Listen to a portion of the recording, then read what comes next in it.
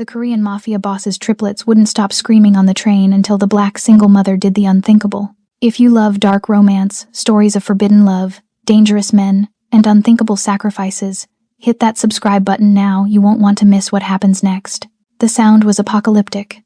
3 infants, their cries synchronized like a symphony of suffering, pierced through the private executive cabin of the Amtrak Acela Express. Every wail echoed off the polished wood paneling, amplified by the confined luxury. Passengers in neighboring cars shifted uncomfortably, grateful for the smoked glass partition that separated them from the chaos. But inside that cabin, Lee Dong-wook, the man they called the Reaper, was drowning.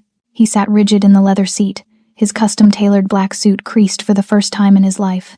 The fabric that usually made him look like death's most elegant envoy now felt like a straitjacket. His jaw was clenched so tight he tasted copper. Those coal-black eyes, the ones that had watched empires crumble without flinching, now held something foreign, something that terrified him more than any rival ever could. Raw, unfiltered panic. 6-week-old Jae-hoon thrashed in his arms, tiny fists battering against his father's chest. Beside him in the custom triple stroller, Jae-min and Jae-kyung screamed in harmony, their faces flushed and desperate. 3 sons, 3 heirs to the Juk-yum-jo syndicate, 3 motherless children who refused every bottle, every pacifier, every attempt at comfort. 1 week.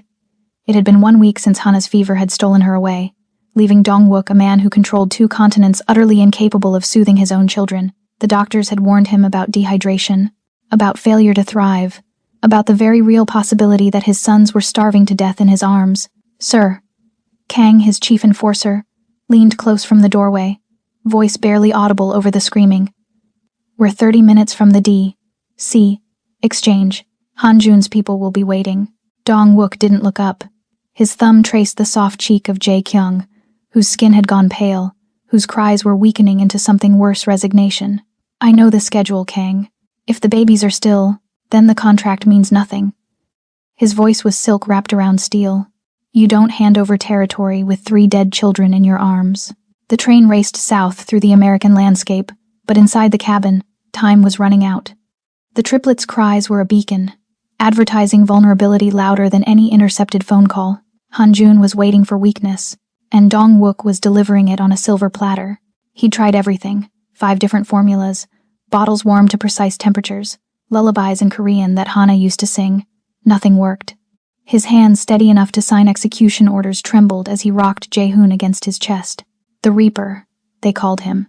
The man who'd built an empire on calculated violence and ice-cold precision. But empires meant nothing when you couldn't keep 3 tiny humans alive. 3 rows away, separated by a smoked glass partition, Cleopatra Jones felt her body betray her. The crying hit her like a physical blow. Her breasts ached with sudden, painful tightness, milk letting down in response to the desperate infant screams that filled the cabin. She pressed a hand against her chest, feeling the dampness seep through the nursing pads she still wore. 6 months. 6 months since she'd needed them. 6 months since she'd held her daughter. Cleopatra closed her eyes, forcing down the wave of grief that always came with that phantom response. Grace. Her beautiful, perfect Grace, whose tiny heart had simply stopped beating one November night. No warning. No goodbye. Just the cold, clinical words: sudden infant death syndrome. She'd been on her way home from a grief counseling conference in New York, trying to stitch together the shattered pieces of her life. She was a nurse, an ER nurse, who'd seen every kind of trauma, but she hadn't been able to save her own child. Hadn't even known there was anything to save. The crying intensified, and Cleopatra's training kicked in before her grief could stop her. She knew that sound. The desperate, primal wail of an infant who needed something bottles couldn't provide. That wasn't discomfort or gas or tiredness. That was starvation. She turned in her seat, peering through the smoky glass. The man holding the baby was striking sharp cheekbones, ink-black hair styled with precision, a suit that screamed power and money, but his perfect facade was cracking. She could see it in the rigid set of his shoulders, the tremor in his hands, the way his eyes darted between the 3 crying infants with something close to desperation. And then she saw the smallest baby's face. Pale, too pale. The weak batting of tiny fists against the bottle being offered. The cry that was starting to fade into something more dangerous: silence. Cleopatra's hands gripped the armrests. Her body knew what those babies needed. Her breasts ached with the answer. Her milk, against all medical logic, was still there, still responding to infant cries 6 months after Grace's death. As if her body had been waiting for this moment. Miss? A flight attendant paused beside her, noticing her distress. Are you all right? Cleopatra looked at the woman, then back toward the executive cabin. Her heart hammered against her ribs. This was insane. She didn't know that man, didn't know those babies. The bodyguards flanking the cabin door looked like they could break her in half without breaking a sweat. But she was a nurse, and those babies were dying. I need to help, she heard herself say, already unbuckling her seatbelt. I'm a nurse. Those babies, they're starving. The attendant's expression shifted between relief and uncertainty. The passenger has been quite firm about not wanting. Then he's going to watch his children die. Cleopatra stood, smoothing down her simple denim jacket over her tank top. She looked nothing like the polished, powerful people in that executive cabin, but she had something they didn't. She had exactly what those babies needed to survive. And as she walked toward the smoked glass door, her body still responding to their cries, Cleopatra Jones made a choice that would unravel her carefully controlled grief and thrust her into the most dangerous world she'd never imagined. She was about to do the unthinkable, and nothing, not her past, not her fear, not the cold-eyed man waiting on the other side of that door would ever be the same.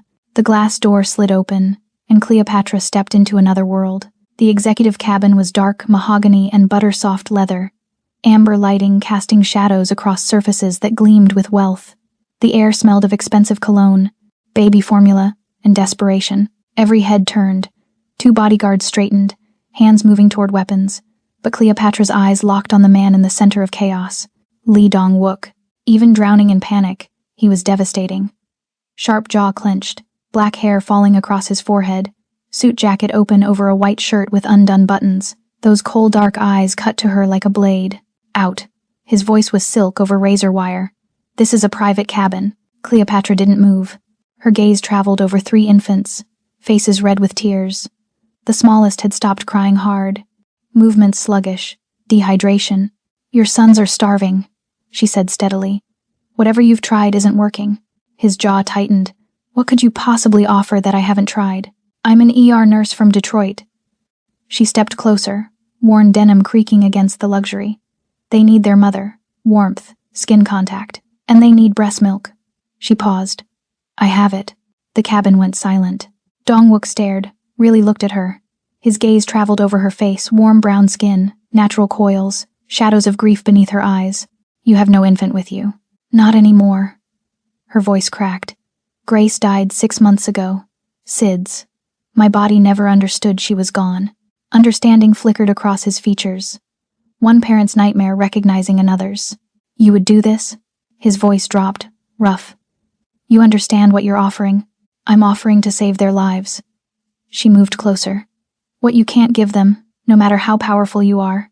The baby in his arms let out a weak wail. Let me help them, she whispered. Please. Dong-wook stood slowly, violence contained in expensive fabric. If you do this, there will be consequences. I don't care about your world.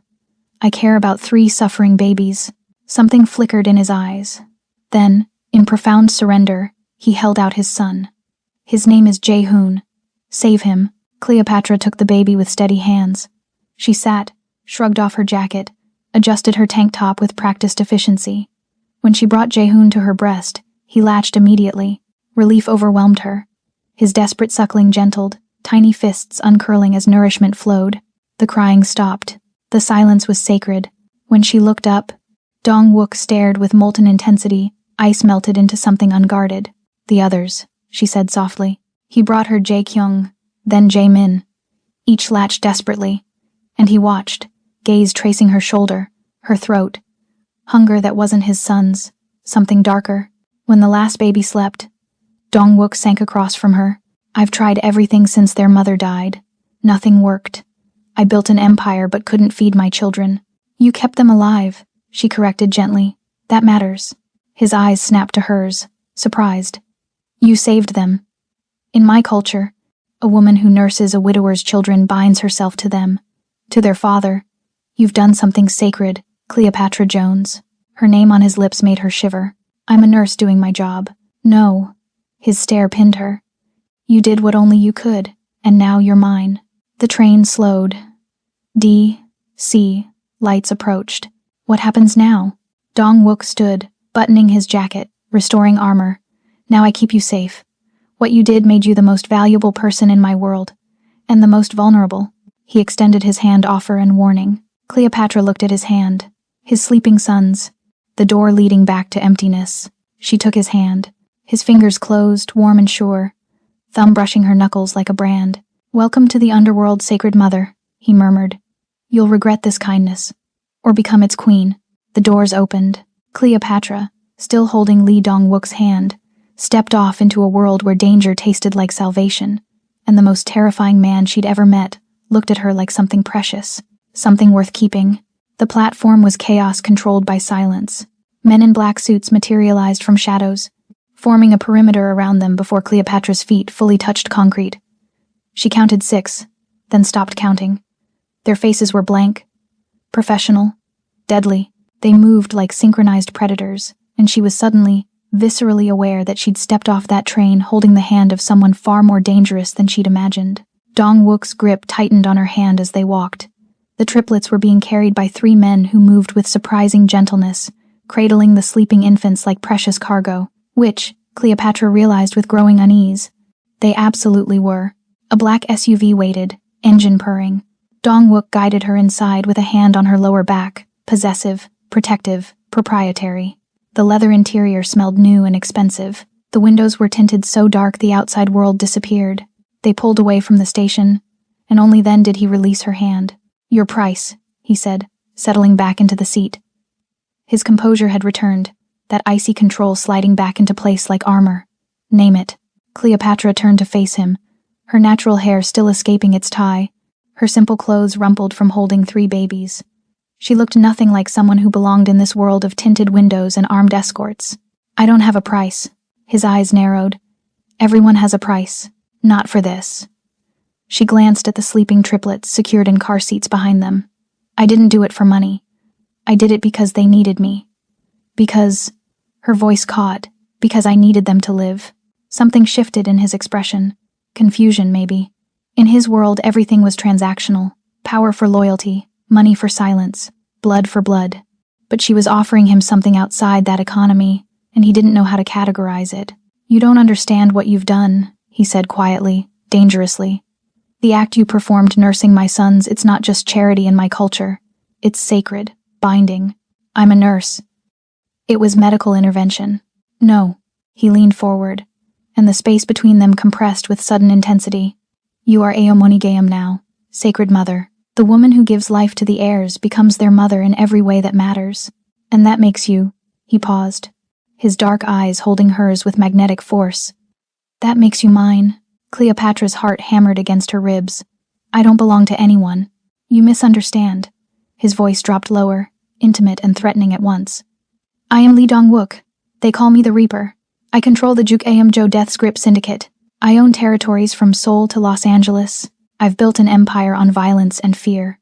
He moved closer, and she smelled his cologne mixed with something darker. "And you just tied yourself to that empire by nursing my children. You're not my possession, Cleopatra Jones. You're my queen, whether you want to be or not." The words hung between them like a blade. "That's insane," she whispered, but her voice lacked conviction. "That's tradition. That's survival." He pulled out his phone, showing her a photo, a Korean man with cold eyes and a cruel smile. "This is Han Jun, my rival. He's been waiting for me to show weakness, and now I have 3 motherless sons, and the woman who saved them." His thumb traced the edge of the phone. "He will come for you, to hurt me, to leverage my children, and I will not allow that." Cleopatra looked at the photo, then at the sleeping babies, then back at Dong-wook. "So what are you saying?" "I'm saying you come with me, to my estate in Virginia, 1 week, until the babies are stabilized and I've secured the territorial agreement that will protect them." His eyes bored into hers. 1 week under my protection, then you can return to your life. And if I refuse?" His jaw tightened. "Then Han Jun will find you within 48 hours. He has resources. He has no mercy. And he will use you to destroy everything I've built and everyone I love." She wanted to call him paranoid, wanted to dismiss this as mobster theatrics, but the cold certainty in his voice, the armed men outside, the way he'd surrendered his son to her on that train, all of it spoke to a reality she couldn't deny.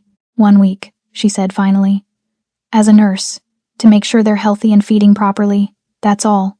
Something flickered in his eyes, respect. Maybe, or the beginning of fascination. That's all, he agreed. But the way he said it felt like a lie they were both pretending to believe. He extended his hand again. Do we have an agreement? Sacred Mother? Cleopatra looked at his hand, elegant, scarred at the knuckles, capable of violence and tenderness both. She thought of Grace, of 6 months of emptiness, of 3 babies who'd looked at her with desperate need. She shook his hand. 1 week, professional, nothing more. His fingers closed around hers, warm and sure, and she felt the tremor of something dangerous between them. Of course, he murmured, his thumb brushing across her pulse point. Nothing more, but the heat in his eyes promised everything. The estate rose from the Virginia darkness like a fortress disguised as art. High stone walls topped with subtle security cameras, wrought iron gates that whispered open at their approach. The mansion itself was a study in contradictions, modern glass and steel wrapped around traditional Korean architecture, all dark wood beams and curved roof lines that seemed to bow under the weight of secrets. Cleopatra counted 12 armed men as they drove through the grounds, maybe more in the shadows. Inside, the foyer stole her breath. Polished ebony floors reflected low amber lighting from silk-shaded lamps. Dark wood panels carved with intricate Korean designs climbed the walls. Everything smelled of sandalwood and wealth and controlled power. It was beautiful, and suffocating in equal measure. Your suite is on the 3rd floor, Dong-wook said, his hand returning to her lower back as he guided her toward a sweeping staircase. The nursery is adjacent. You'll have everything you need. And what I don't need? The question escaped before she could stop it. His lips curved slightly, not quite a smile, but close. You'll have that too. Her room was obscene in its luxury. A 4-poster bed draped in silk the color of midnight, floor-to-ceiling windows overlooking manicured gardens lit by subtle ground lights, a bathroom of black marble and gold fixtures, clothes already hanging in the closet, her size exactly, expensive labels she'd never afford. How did you? I'm thorough, Cleopatra Jones. He stood in the doorway, backlit and dangerous. The babies are next door. Rest tonight. Tomorrow your work begins. He left before she could respond, the door clicking shut with quiet finality. Cleopatra sank onto the bed, her worn denim jacket suddenly feeling like a costume from another life. She'd walked off that train 6 hours ago. Now she was living in a mobster's mansion, wearing borrowed clothes, bound to 3 motherless babies by an ancient tradition she didn't fully understand, and attracted to a man who terrified her. The routine established itself with clinical precision. Dawn broke, and Cleopatra woke to Jae-hoon's soft cries through the monitoring system. She fed him in the nursery, a room of soft grays and warm wood, everything top of the line and sterile in its perfection. Then Jae-min, then Jae-kyung. Her body responded with reliable efficiency, milk flowing freely now, her breasts no longer aching with unused purpose. And Dong-wook watched. He was always there, leaning against the doorframe as she burped Jae-min, sitting in the corner chair while she changed Jae-kyung. His presence was constant, magnetic, suffocating. Those dark eyes tracked her every movement, clinical and hungry at once. You don't need to supervise, Mr. Lee, she said on the 2nd morning, keeping her voice professional as she rocked Jae-hoon. I'm ensuring their care meets my standards. His accent wrapped around the words like silk. And does it? You exceed every expectation, Cleopatra Jones. The way he said her full name with that slight pause, that possession made her skin flush. Which makes you even more valuable, and more vulnerable. She hated how her body responded to his voice, hated the way her pulse jumped when he entered a room.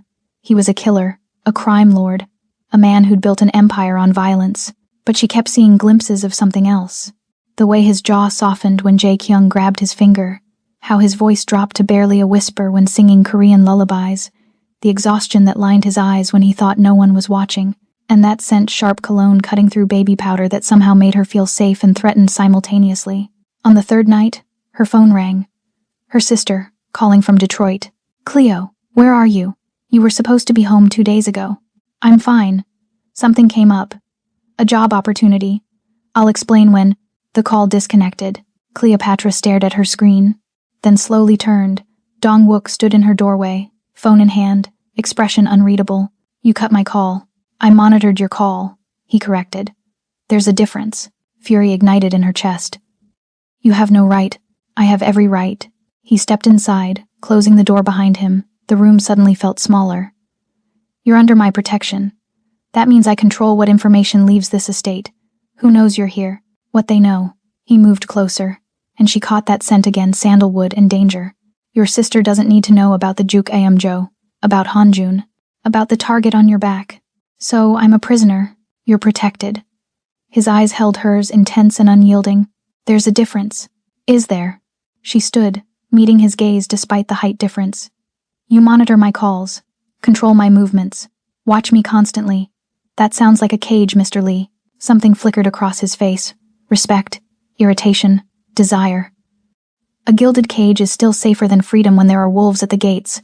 Cleopatra Jones. They stood too close. Close enough that she could see the fine lines of exhaustion around his eyes, the shadow of stubble on his sharp jaw, the way his chest rose and fell with controlled breathing. "I agreed to 1 week," she said quietly. "To help your sons, not to be owned. No one owns you." His voice dropped to something rough, intimate. "But while you're here, while you carry the title of Aomoni Gaem, you exist in my world, under my rules, in my protection." His hand rose slowly, giving her time to pull away, before his fingers traced her jawline with devastating gentleness. "And in my debt." Her breath caught. "What debt?" "You saved my sons. That binds you to me in ways you don't yet understand." His thumb brushed across her lower lip, and heat flooded through her. 4 more days, Sacred Mother. Then we'll see if you still want to leave." He dropped his hand and walked out, leaving her standing in that luxurious room, heart racing, skin burning where he'd touched her.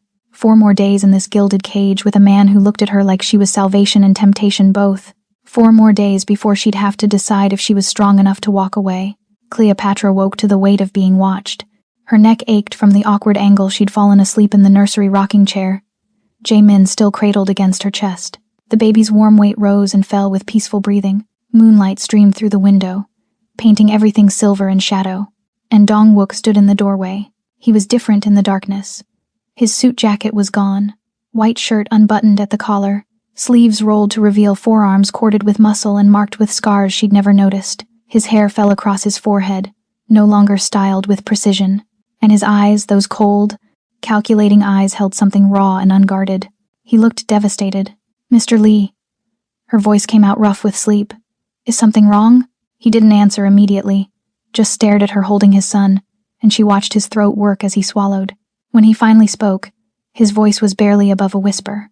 "Hana used to fall asleep like that, in that exact chair, holding Jaemin."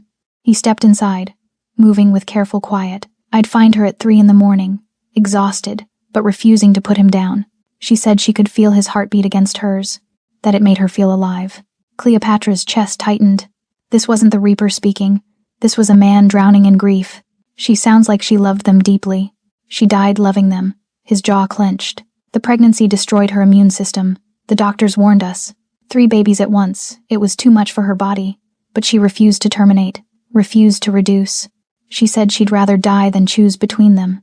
He moved to the window, his silhouette sharp against moonlight. "So she did. She gave them life and took her last breath 7 days later." The confession hung in the air like smoke.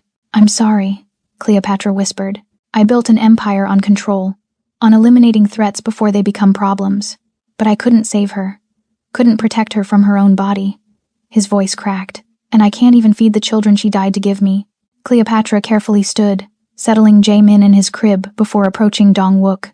He didn't turn, just kept staring into the darkness beyond the window. Up close, she could see the tension in his shoulders, the slight tremor in his hands. "You kept them alive," she said softly. "You got them to me. That's not failure. It feels like it." His voice was raw, stripped of all armor. "Every day they cried. I heard her voice asking me why I couldn't do this one simple thing, why the Reaper can kill but can't comfort, why I'm so goddamn useless without her." A single tear tracked down his cheek. Cleopatra's hand moved before her mind could stop it. She reached up, her brown fingers gentle against his sharp cheekbone, and wiped the tear away. The intimacy of the gesture shocked them both. Dong-wook's eyes snapped to hers, dark and burning with something dangerous. "Don't," he said, but his hand rose to cover hers, pressing her palm against his face. "Don't be kind to me, Cleopatra Jones. I don't deserve it. Everyone deserves kindness," she whispered. "Not me." But he didn't release her hand. Instead, his thumb traced circles on her wrist, finding her pulse. "I've killed 17 men, ordered the deaths of dozens more. I've built my empire on blood and fear, and now you stand here, in my home, feeding my children, looking at me like I'm—" His voice broke, Like I'm salvageable. Maybe you are. He pulled her closer with sudden, desperate intensity. Not aggressive, but needy. His forehead dropped to hers, their breaths mingling in the small space between them. She could smell sandalwood and exhaustion, feel the tremor running through his controlled exterior. The Amoni Geum, he murmured, his lips so close to hers she felt the words. I told you it was tradition, obligation, but that's a lie. His hand slid to cup her face, reverent and possessive at once. From the moment you nursed Jaehoon, I felt something I haven't felt since Hana died. Peace. Like maybe I could be something other than the Reaper. Like maybe I could be just a man. Cleopatra's heart hammered against her ribs. Mr. Lee. Dong-wook. His thumb traced her lower lip. Say my name. Just once. Let me hear it without the armor. Dong-wook. The syllables felt foreign and intimate on her tongue. His eyes closed like she'd touched something sacred. Again. Dong-wook. He shuddered, and when his eyes opened, they burned with naked desire and desperate vulnerability. I want to kiss you. I want to pull you against me and forget everything except how you feel. But I can't, because you're not here by choice. You're here because I demanded it, because I trapped you in my world. His voice roughened. And I won't take what isn't freely given. The confession was more intimate than any kiss. Cleopatra's hand slid from his face to his chest, feeling his heart hammer beneath her palm. What if... A sharp knock shattered the moment. Kang's voice urgent through the door. Sir, we have movement at the north gate. Unknown vehicle. Hanjun's signature. Dong-wook's entire demeanor shifted. The vulnerable man disappeared, replaced by the Reaper in an instant. He stepped back, and Cleopatra felt the loss of his warmth like a physical blow. Lock down the estate, he commanded, his voice ice. Triple the guards on this floor. No one gets near the nursery. Yes, sir. Dong-wook turned back to Cleopatra, and she saw both men warring in his expression, the killer and the father, the monster and the man. Stay here. Don't leave this floor. He moved toward the door, then stopped. 3 more days, Cleopatra Jones. 3 more days until the territorial meeting. Then this ends. But the way he looked at her promised it was only beginning. 7 days collapsed into 7 hours. Cleopatra woke on the final morning to find her bags packed, a car idling in the circular drive, and Dong-wook standing in her doorway with his armor fully restored. Black suit, perfect hair, cold eyes. The Reaper, not the man who'd pressed his forehead to hers and whispered her name like a prayer. The car will take you to Union Station, he said without preamble. First-class ticket to Detroit. 20,000 deposited in your account for your time. You leave in 1 hour. She sat up slowly, her natural curls wild from sleep, wearing one of the silk nightgowns that had appeared in her closet. The babies will be fine. I've arranged for a wet nurse. Korean, experienced. She arrives this afternoon. Something cold settled in Cleopatra's chest. You're replacing me. I'm protecting you. His voice was controlled, but she heard the strain beneath. The meeting with Hanjun is tonight. It's going to be dangerous, and I won't have you here when it happens. So you're just... dismissing me? After a week of calling me Sacred Mother? After telling me I'm bound to them? His jaw tightened. The binding ends when you walk out that door. You go back to your life. I go back to mine. Clean break. That's not how this works. She stood, moving toward him with fury igniting in her veins. You don't get to pull me into your world, make me love those boys, and then shove money at me like you're what? He stepped inside, kicking the door shut behind him. The sound echoed like a gunshot. Say it, Cleopatra Jones. Like you're a transaction? Because that's exactly what this was supposed to be. 1 week. Professional. Your words. That was before. She stopped, but he was already moving closer. Before what? His voice dropped dangerously low. Before you started looking at me like I'm more than a monster? Before I started needing to see you every morning just to remember how to breathe? Before we both crossed lines we swore we wouldn't? The air between them crackled with tension. You need to leave, he said, but his body betrayed him, moving closer instead of backing away.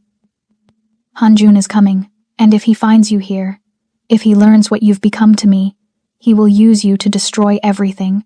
I can't. His control cracked. I won't let him touch you. Then let me stay until it's over. Until you're safe. No. Why? She closed the remaining distance between them, her brown eyes blazing up at his dark ones. Because you're afraid I'll see the real you? The Reaper in action? I've already seen him, Dong-wook, and I'm still standing here. Hearing his name from her lips broke something in him. You don't understand what you're asking." His hands rose to frame her face, trembling with restraint. "If you stay, if anything happens to you, I will burn this entire city to ash. I will become the monster everyone thinks I am, and it will be because of you. Then don't let anything happen to me." Her hands found his chest, feeling his heart thunder beneath expensive fabric. "Don't send me away like I mean nothing when we both know." He kissed her. One moment they were arguing, the next his mouth was on hers, desperate, consuming, inevitable. His hands tangled in her curls, tilting her head back as he devoured her with the same intensity he applied to everything. Control shattering into raw need. Cleopatra gasped against his lips, and he took the opening, deepening the kiss until she couldn't tell where she ended, and he began. He tasted like coffee and danger, and something darker, possession and desperation mixed into intoxicating heat. Her fingers clutched his shirt, pulling him closer, and he growled low in his throat. The sound vibrated through her entire body, igniting something primal and reckless. His hands slid down her sides, spanning her waist, pulling her flush against him until she felt every hard line of muscle, every tremor of restraint breaking. Cleopatra. Her name was a rough prayer against her lips. "We can't. We already are." He kissed her again, slower this time but no less intense. His thumb traced the curve of her jaw, her throat, the rapid pulse at the base of her neck. She felt him memorizing her, claiming her with every touch. When they finally broke apart, both breathing hard, his forehead dropped to hers. "This changes everything," he whispered. "I know. If I do this, if I let myself want you, there's no going back. You become mine in every way, not just sacred mother, not just the woman who saved my sons, mine." The possessiveness should have terrified her. Instead, it made her blood sing. "Then make sure you come back from that meeting," she said fiercely. "Because I'm not leaving until you do." He pulled back, studying her face with those dark, burning eyes. Then he kissed her forehead with devastating tenderness. "Stay in this room. Don't open the door for anyone but Kang. Promise me." "I promise. If something goes wrong, if you hear anything, there's a panic room behind the bookshelf. Code is 0622, Grace's birthday." Her breath caught. He'd remembered. He'd cared enough to remember. Dong-wook stepped back, and she watched the Reaper slide back into place, cold, controlled, lethal. But before he reached the door, he turned one last time. "When this is over," he said quietly, "we're going to finish this conversation, and you're going to tell me if you want to stay. Not for the boys, for me." Then he was gone, leaving her standing in that luxurious room, lips swollen, heart racing, knowing she'd just crossed a line that would either save them both or destroy everything. The silence was wrong. Cleopatra stood at her window, watching darkness settle over the estate like a shroud. No birds, no wind, just oppressive, suffocating quiet that made her skin crawl. She'd felt this before in the ER, right before a trauma patient coded. The body's knowledge that something terrible was coming. She checked her phone. 9:47 p.m. Dong-wook had been gone for 3 hours. Her feet carried her to the nursery before conscious thought caught up. The triplets slept peacefully in their cribs, Jae-hoon with his fist curled near his face, Jae-min sprawled like a starfish, Jae-kyung making soft sucking motions in his sleep. 7 days ago, they'd been starving, desperate, dying. Now they were healthy, thriving, beautiful. Her success. Her purpose. Her reason for being here. Or was it? She touched her lips, still feeling the phantom pressure of Dong-wook's kiss. The way he'd looked at her like she was oxygen and he was drowning. The raw need in his voice when he'd said "time's mine." The explosion shattered everything. The blast wave hit like a physical wall, throwing Cleopatra backward into the changing table. Glass exploded inward from the windows. The floor buckled. Alarms shrieked through the estate, high-pitched and panicked. Emergency lighting kicked on, bathing everything in hellish red. The babies screamed. Cleopatra's ER training overrode shock.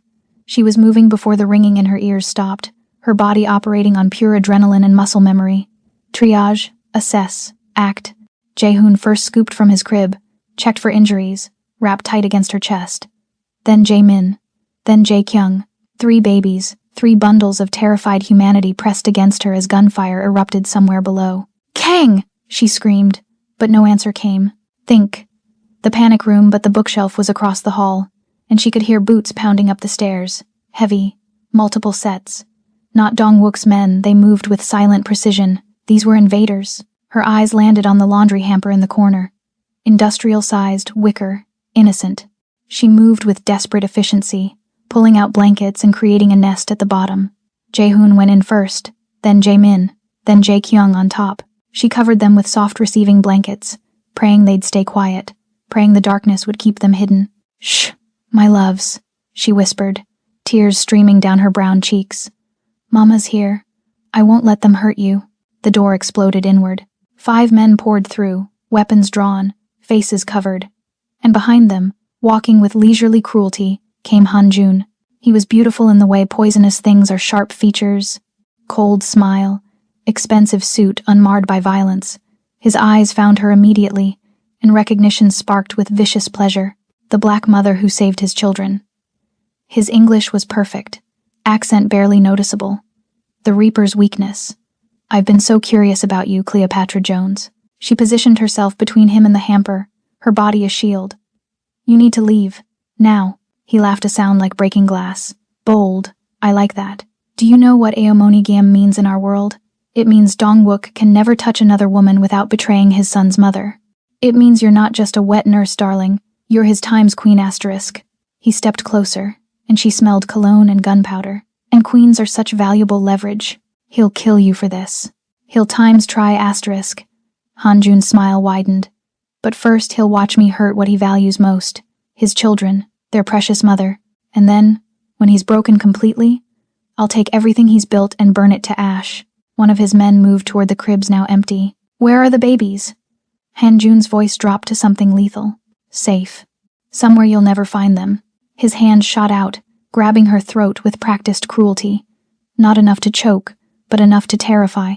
"Tell me, or I start breaking fingers until you do." "Go to hell." He raised his gun, pressing the barrel against her temple.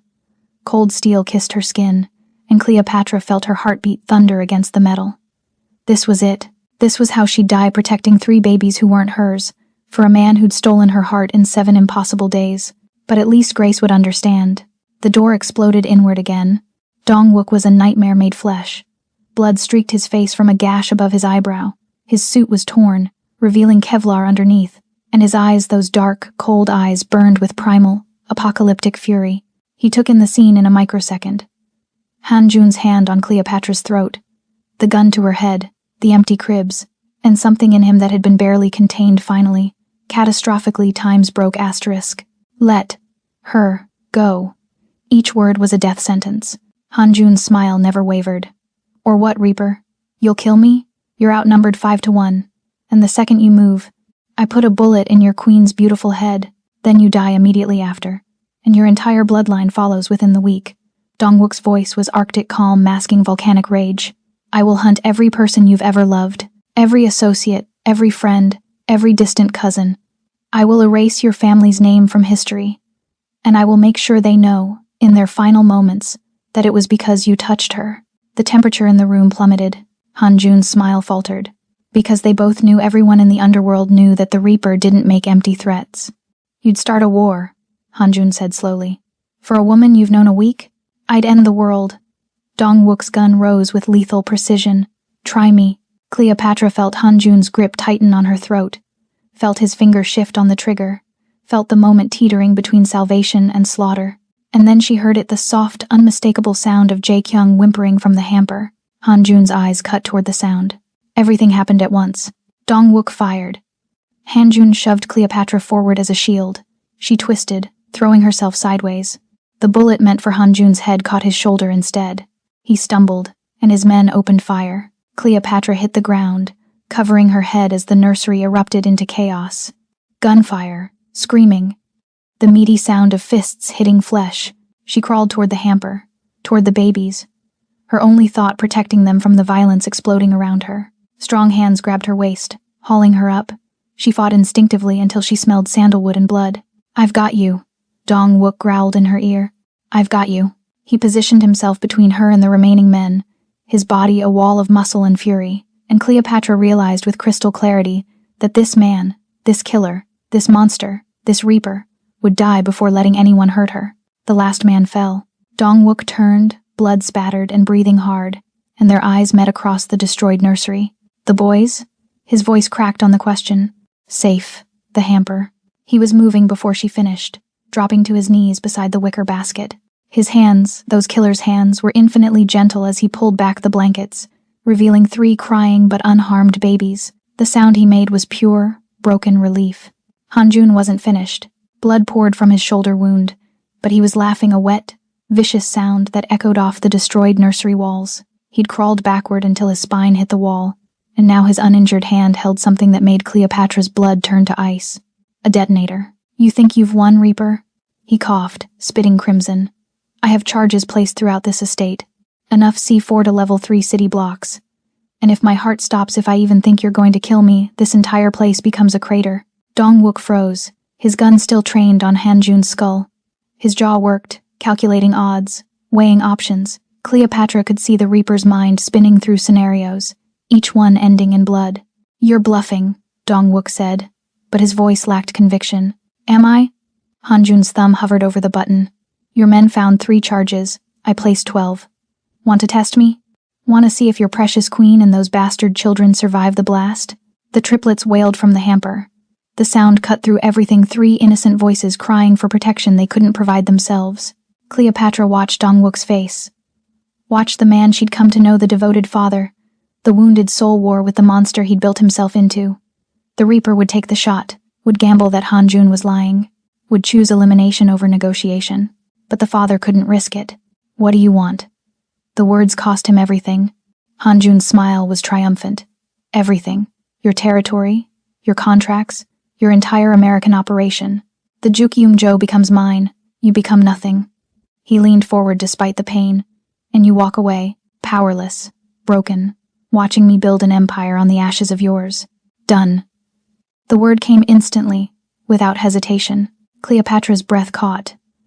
Hanjun looked genuinely shocked. "Just like that? You'd give up everything you've built? Your legacy? Your power?" Dong-wook lowered his gun slowly, his dark eyes never leaving Hanjun's face. "I will give you everything. My territory, the contracts, the American operation. The Jukyum-jo is yours. All of it. Every asset, every connection, every dollar." His voice was steel wrapped in silk. "In exchange, you let them go. You let her walk out of here with my sons. You never come near them again, and you forget they ever existed. You're serious?" Hanjun was staring at him like he'd grown a second head. The Reaper would trade his empire for a woman and 3 babies? Without hesitation. The confession hung in the air like a benediction. Hanjun started laughing again, but this time it sounded hollow. "You're pathetic, weak. Everything our fathers warned us against becoming." He struggled to his feet, detonator still clutched in his bloody hand. "Fine, I accept. Your empire for their lives. But know this. Dong-wook history will remember you as the man who gave up everything for a whore and 3. Dong-wook moved with liquid violence. One moment he was still. The next his fist connected with Hanjun's jaw with enough force to snap his head sideways. The detonator flew from his hand, skittering across the floor. Cleopatra lunged, snatching it before Hanjun could recover. And then Dong-wook was on him, primal, apocalyptic fury unleashed. His fists were sledgehammers, each blow precise and devastating. The sound was sickening, bone meeting flesh, cartilage cracking, blood spattering across expensive hardwood. Hanjun tried to fight back, but he was outmatched. The Reaper wasn't just stronger, he was motivated by something Hanjun couldn't comprehend. Every punch carried the weight of 7 days watching Cleopatra nurse his sons. Every strike held the memory of her lips against his. Every blow was fueled by the knowledge that this man had threatened the only light he'd found in years of darkness. He fought like a man possessed, like a father protecting his family, like a lover defending his queen. When Hanjun finally stopped moving, Dong-wook pulled his gun with shaking hands. He pressed the barrel against Hanjun's temple, his finger curling around the trigger. His face was a mask of cold fury, the Reaper at his most lethal.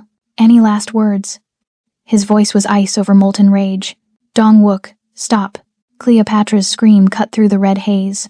She stepped forward, still clutching the detonator, her brown skin pale with fear and determination. The triplets had quieted in the hamper, as if sensing the weight of this moment. "Don't do this," she pleaded, her voice breaking. "Please, don't become this. He threatened you, threatened my sons. He deserves death? Maybe." She moved closer, careful and steady. "But if you pull that trigger, this never ends. There will always be another Hanjun, another rival, another threat, another reason to kill." Tears streamed down her face. "You said you wanted to be more than the Reaper. Prove it. Choose to be more. His finger trembled on the trigger. He'll come back. He'll never stop hunting us. Then we run. We disappear. We build something new. She was close enough now to touch his shoulder. But we do it as people trying to be better, not monsters perpetuating the cycle. Choose the man, Dong-wook. Choose us. Choose love over this. He looked at her, really looked. At her tear-stained face, her fierce determination, the way she stood between him and his darkest impulses. Then his gaze shifted to the hamper, where 3 tiny lives depended on what he did next. The darkness of his past, or the light of his future. The Reaper, or just a man. With a guttural roar of pure anguish, he slammed the gun down, not pulling the trigger, but smashing the weapon against the floor with enough force to crack the grip. The sound echoed like thunder. He stood slowly, chest heaving, blood and tears mixing on his face. "The Juk Aum Jo is dissolved," he said, his voice carrying the weight of absolute finality. "The contracts are void. The territories are released. I am done." He looked down at Hanjun's battered form. "Take it all. Build your empire. But if you ever come near my family again, I will forget I chose mercy today." He turned away from his defeated rival and walked straight to Cleopatra. His hands framed her face with devastating gentleness, thumbs wiping away her tears. "I choose you," he whispered. "I choose them. I choose light over darkness. I choose us." And then he kissed her, soft and desperate and full of promise.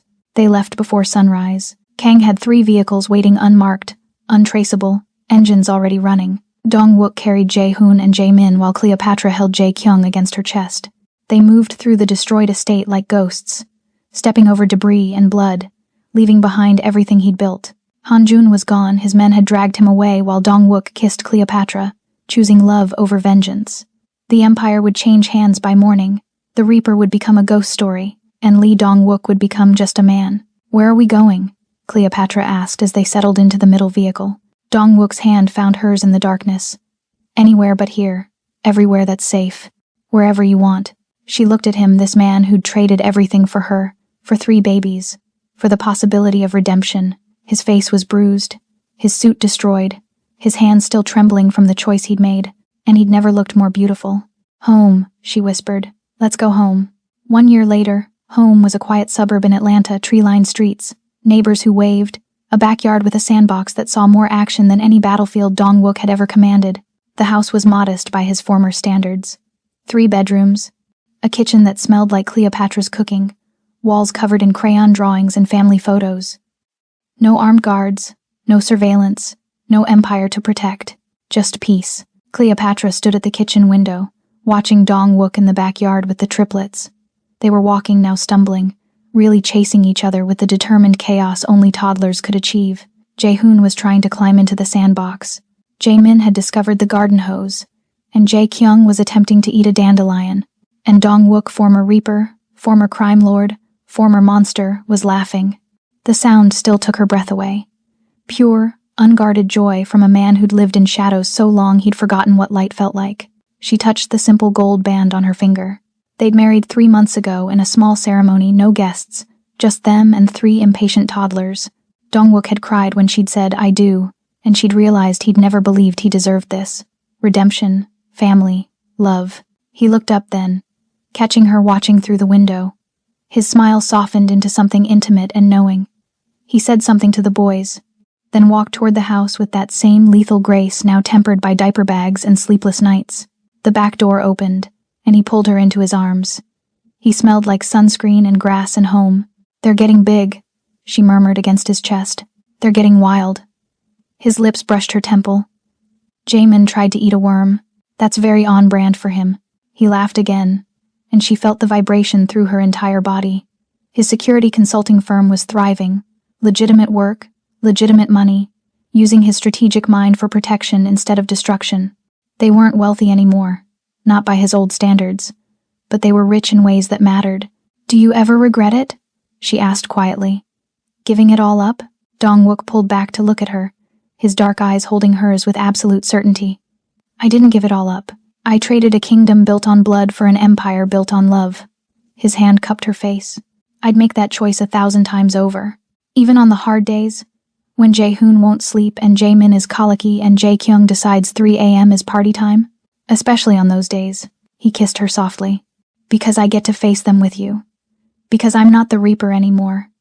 I'm just a man who got impossibly lucky when a beautiful nurse walked into my cabin and saved more than my sons. Cleopatra's eyes filled with tears. I walked onto that train broken, empty, convinced I'd never feel whole again after losing Grace. And now? Now I understand. She smiled through her tears. Grace prepared me for them. For you. She taught me how to love so completely that when you needed me, when they needed me, I knew exactly what to give. Her hand found his chest, feeling his heartbeat. I was supposed to save your sons that day, so they could save me right back. Outside, the triplets were calling for them, 3 little voices demanding attention, snacks, more playtime, the soundtrack of their new life. Dongwook kissed her forehead, her cheeks, finally her lips. Ready to face the chaos, Mrs. Lee. With you? Always. They walked back outside together, hand in hand, into the golden afternoon light. The boys rushed toward them, Jae-hoon grabbing his father's leg, Jaemin reaching for Cleopatra, Jae-kyung doing both. A tangle of limbs and laughter and love. Cleopatra looked at Dongwook over their sons' heads and saw her future reflected in his eyes. More children, maybe. More laughter. More ordinary, extraordinary days. More chances to choose light over darkness.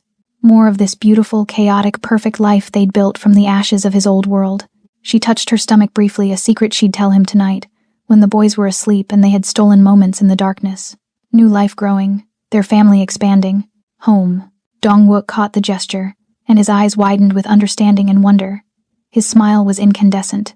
Really? He mouthed. She nodded. He swept her into his arms right there in the backyard, spinning her while the triplets cheered.